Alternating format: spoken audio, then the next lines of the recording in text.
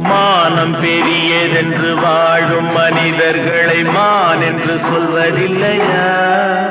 தன்னை தானும் அறிந்து கொண்டு ஊருக்கும் சொல்பவர்கள் தலைவர்கள் ஆவதில்லையா? மானம் பெரியதென்று வாழும் மனிதர்களை மான் என்று சொல்வதில்லையா?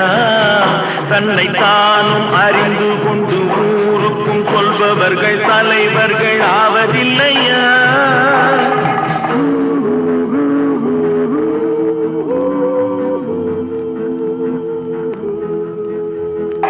உன்னை அறிந்தால் நீ உன்னை அறிந்தால் உலகத்தில்